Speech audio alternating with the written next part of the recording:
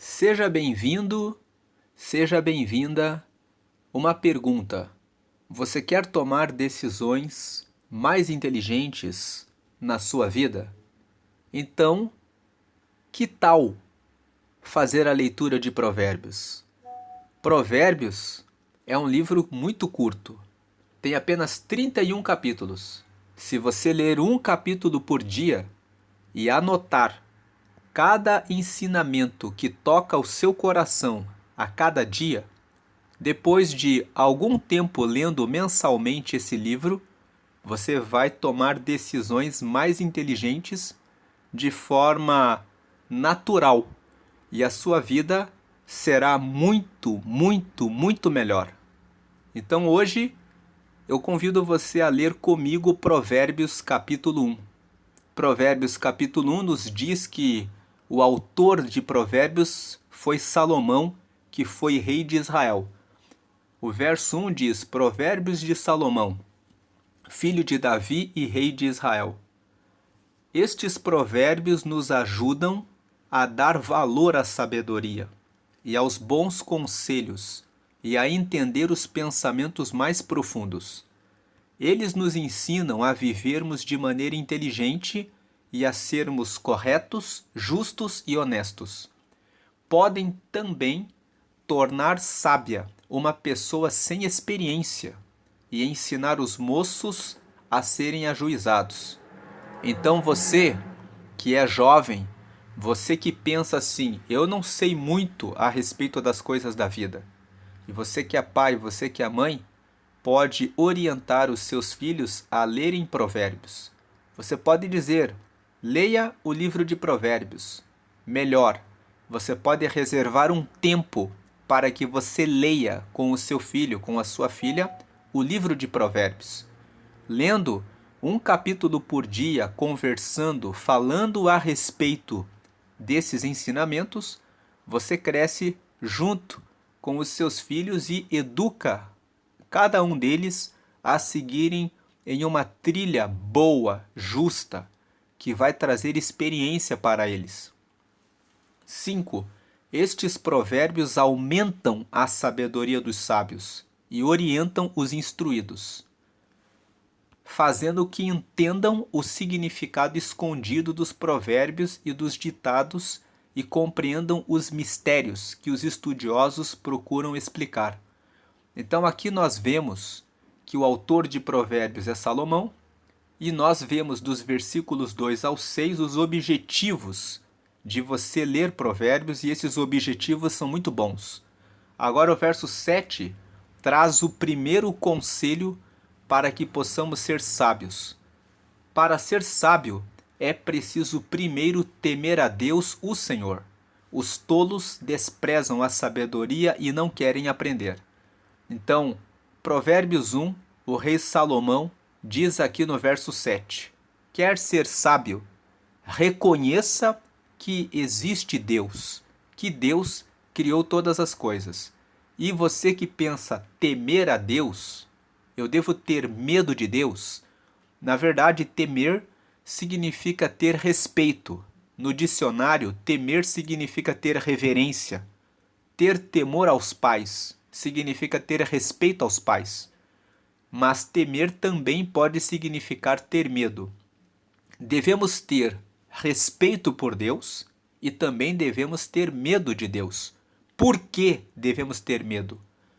Quando decidimos caminhos errados, devemos ter a certeza de que Deus vai trazer o castigo para nós. Deus, ele é justo. Tudo que fazemos tem consequência. Você pode escolher se você teme a Deus, no sentido de ter respeito a Ele e segue os ensinamentos dele e anda na correção, na verdade e na justiça, e recebe as recompensas disso, ou você pode escolher ser o tolo, como o verso 7 diz: os tolos desprezam a sabedoria e não querem aprender. Eles querem andar no caminho torto, fazendo as coisas erradas, tomando as decisões erradas, longe de Deus. Então eles também, por serem tolos, vão receber as consequências. Deus, ele faz que aqueles que praticam o mal também recebam as consequências dos seus atos. Agora o verso 8. Meu filho, escute o que o seu pai ensina e preste atenção no que a sua mãe diz. Os ensinamentos deles vão aperfeiçoar o seu caráter, assim como um belo turbante ou um colar melhoram a sua aparência. Os versos 8 e 9 falam que você deve ouvir os conselhos dos seus pais. Talvez o seu pai ou a sua mãe andem bem longe de Deus, fazendo coisas terríveis, erradas, até desrespeitando e desonrando você como filho, como filha. Mas quando o texto fala, o versículo 8 e 9, que você deve escutar os seus pais, ele está dizendo, escute aquelas pessoas que você pode tomar como referência. É muito bom se o seu pai e a sua mãe seguem a Deus. Se eles seguem a Deus fielmente, procuram ler a Bíblia e procuram trazer bons ensinamentos, então siga-os. Porém, se o seu pai ou a sua mãe têm sido pessoas que você precisa cuidar, não desista de se tornar uma pessoa melhor. Tome como seu modelo, como sua referência, os seus tios, os seus avós, ou de repente até os pais dos seus amigos. Tem um livro que se chama Pai Rico e Pai Pobre, que foi escrito pelo Robert Kiyosaki, onde ele conta que o pai dele não sabia administrar muito bem dinheiro, mas o pai do amigo dele era um empresário que sabia muito bem como lidar com o dinheiro. E ele conta que ele aprendeu as finanças com o pai do amigo dele. Então está aí um exemplo de alguém que aprendeu com o pai de um amigo. Quem sabe o seu pai ou a sua mãe não possam ser sua referência, mas isso não quer dizer que você tem que ser uma pessoa que vai seguir o mesmo caminho. Outro dia conheci um morador de rua que disse assim: o meu pai vivia uma vida torta e disse para mim: você nasceu para ser um vagabundo. Eu tinha 14 anos. Sabe quantos anos esse morador de rua tinha? Ele estava com 46 anos. E ele disse: desde os 14 eu fico assim, andando pelas ruas, perambulando sempre com a lembrança que o meu pai disse: você nasceu para ser um vagabundo. Então, ele não prestou atenção de que a palavra do pai dele não era a palavra definitiva sobre a vida dele e não é. A palavra definitiva sobre a sua vida é que Deus é o seu pai. Deus ama você. Você é filho de Deus e foi chamado para ser filho e para ser filha de Deus.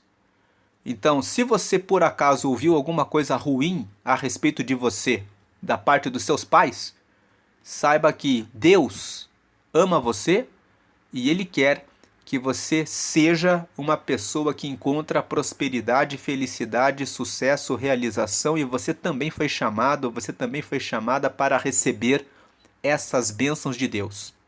Agora, se você tem a bênção de ter pais que seguem a Deus, escute os conselhos deles. Os ensinamentos deles, como diz aqui no verso 9, vão aperfeiçoar o seu caráter, assim como um belo turbante ou um colar melhora a sua aparência. Agora, a partir do versículo 10, nós vamos ver que Provérbios diz que você deve tomar cuidado com as suas companhias. Veja aqui o verso 10. Filho, se homens perversos quiserem tentar você, não deixe. Eles poderão dizer: venha, vamos matar alguém. Vamos nos divertir atacando pessoas inocentes. Estarão vivas e com saúde quando as encontrarmos, mas nós acabaremos com elas.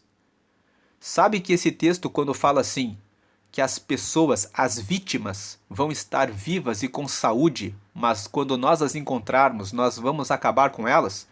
Quando uma pessoa furta, quando uma pessoa rouba o celular de alguém, uma bolsa de alguém, quando furta alguma coisa de alguém, aquela pessoa que foi furtada, aquela pessoa que foi roubada, ela fica triste, ela perde um pouco da sua saúde. O coração fica batendo forte porque às vezes a pessoa está pagando ainda por aquele celular, por coisas que ela comprou que estão ali naquela bolsa. Então a pessoa fica preocupada, a pessoa perde um pouco da sua saúde, fica ansiosa, fica preocupada com aquilo. Então as pessoas às vezes não medem as consequências dos seus atos. Elas pensam assim: só peguei um celular, só peguei a bolsa da pessoa. Depois a pessoa trabalha e se recupera, mas a pessoa perde a saúde. A pessoa fica preocupada com aquilo que aconteceu. Então, o verso 11: eles poderão dizer: venha, vamos matar alguém, vamos nos divertir atacando pessoas inocentes. Estarão vivas e com saúde quando as encontrarmos, mas nós acabaremos com elas. Também tem aquelas pessoas que não dão importância nenhuma para a vida do próximo. Elas pensam assim: vamos furtar, roubar, e se a pessoa reagir, a gente tem o revólver, a gente tem a faca e a gente mata, não tem problema nenhum. Então as pessoas que se envolvem com coisas erradas, algumas dessas pessoas realmente não têm amor nenhum à vida do próximo. E essas pessoas podem aparecer no caminho, propondo essas ideias. Agora o verso 13 fala o que eles dizem. Eles dizem assim: acharemos todo tipo de riquezas e encheremos as nossas casas com as coisas roubadas. Venha com a gente que nós repartiremos o que roubarmos. Filho, não ande com gente dessa laia. Fique longe deles. Eles têm pressa de fazer o mal e estão sempre prontos para matar. Não adianta armar uma arapuca enquanto o passarinho estiver olhando. No entanto, esses homens estão preparando uma armadilha onde eles mesmos morrerão. Então o texto aqui está dizendo que o passarinho, quando vê uma arapuca sendo armada para ele, ele não vai lá pegar aquela comida. Ele sabe que a armadilha foi preparada para ele. Agora, Salomão está dizendo que essa gente que convida para roubar, para matar, são pessoas que são menos inteligentes do que um passarinho. São pessoas que são tolas. Elas não percebem que quando armam cilada para furtar, roubar e matar outras pessoas, estão armando uma arapuca para elas mesmas. A arapuca é que elas ganham dinheiro fácil. E depois elas pensam em um segundo furto, em um terceiro, em um quarto, e começam a ter o roubo, o furto, o homicídio como meio de vida. E passam a viver para sempre errantes, longe de Deus. Sempre correndo o risco de serem descobertos pela polícia e de repente perderem a vida antes do tempo. Agora o verso 19. O que acontece com quem fica rico por meio da violência é isso. Acaba sendo morto. A pessoa acaba morrendo antes do tempo. Se consegue viver, acaba ficando presa numa cadeia. E se ficar ali dentro da cadeia, corre o risco de morte também, pelas rebeliões que acontecem dentro das prisões. Sem contar da morte moral, perde a honra diante dos familiares, diante das pessoas, e perde também a vida espiritual. Essa é a pior morte, a morte eterna, onde a pessoa fica para sempre longe de Deus. Agora o verso 20, em seguida, os versos seguintes falam que a sabedoria, que é Deus, convida todo mundo para que ande no caminho da sabedoria. Veja que o verso 20, escutem, ou seja, prestem atenção. A sabedoria, você vê que a sabedoria aqui está em letra maiúscula, porque essa sabedoria aqui é Deus. Então Deus está chamando. A sabedoria que é Deus, está gritando nas ruas e nas praças. 21. Nos portões das cidades e em todos os lugares onde o povo se reúne, ela está gritando alto assim. 22. Gente louca, até quando vocês continuarão nesta loucura? Até quando terão prazer em zombar da sabedoria? Será que nunca aprenderão? Aqui, quando você vê que Deus está gritando em todos os lugares, ele quer dizer: Deus tem os seus servos, as pessoas que falam a respeito da sabedoria. Deus coloca várias pessoas no caminho da gente para dizer para nós: olha, esse caminho é errado. Pare de fazer isso.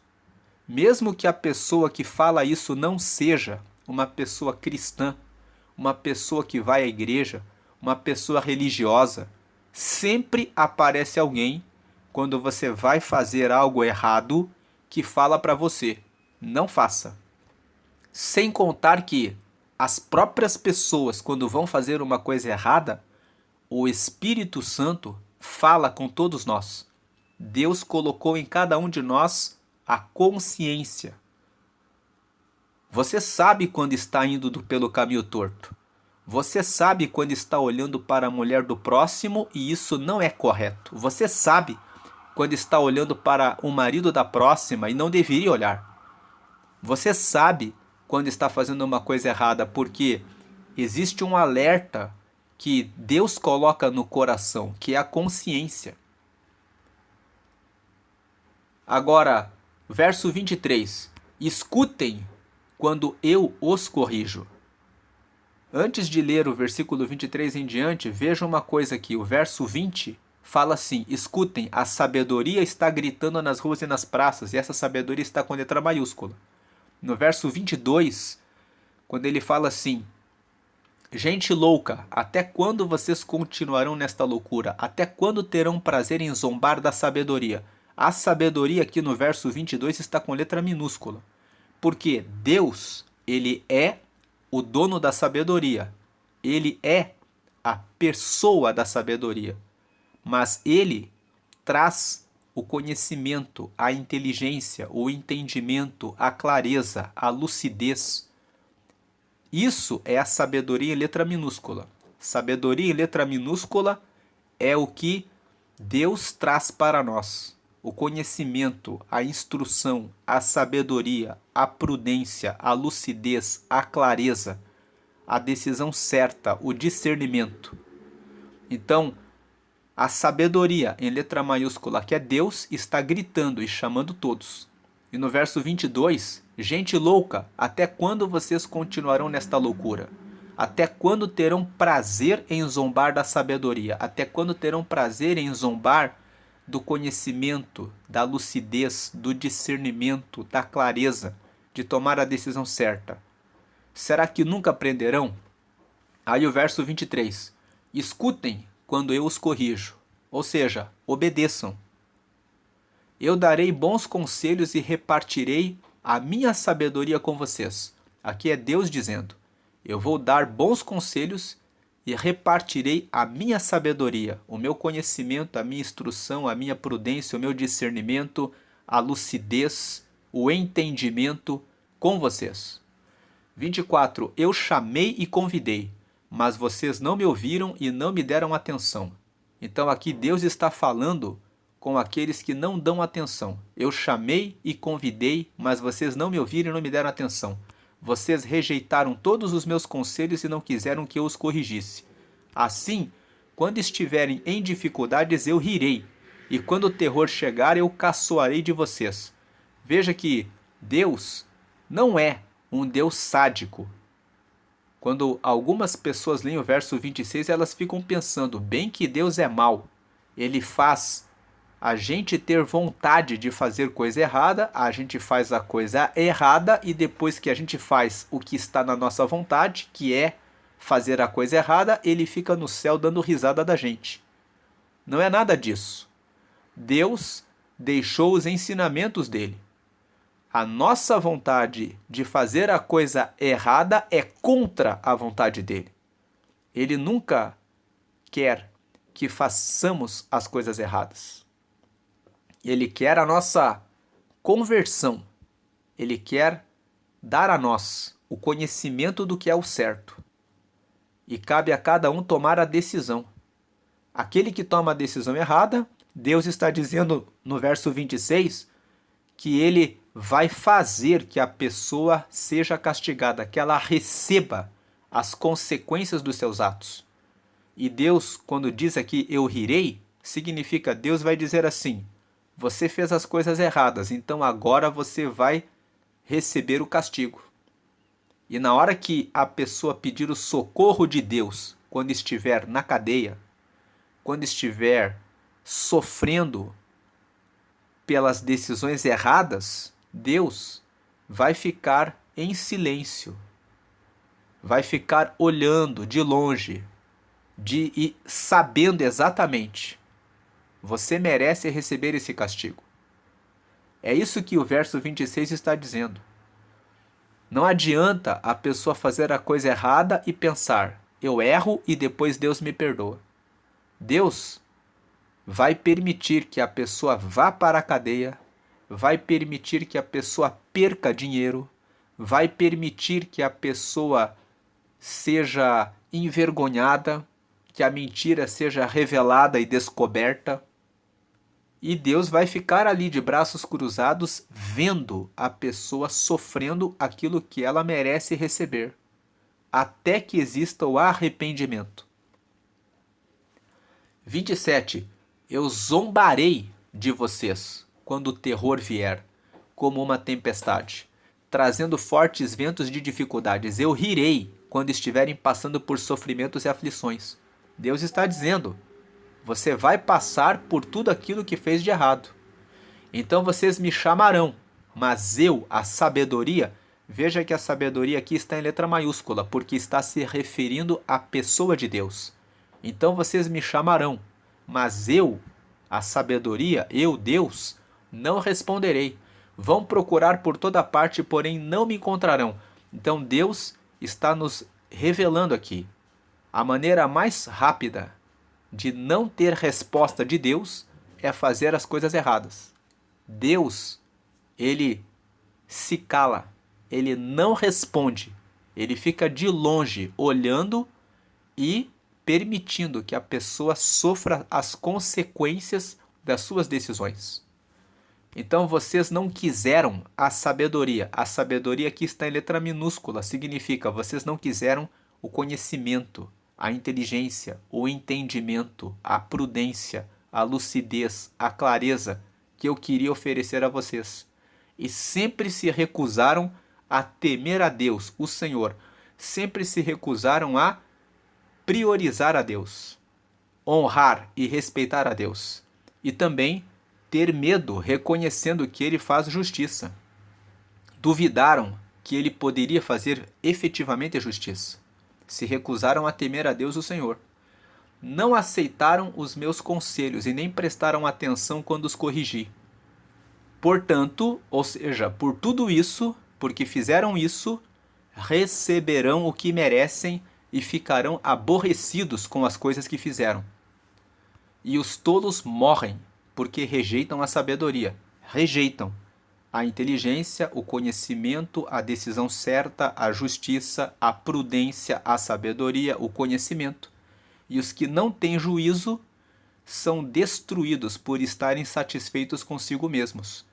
Então, os que não querem melhorar, os que não querem ter juízo, juízo é a capacidade de julgar.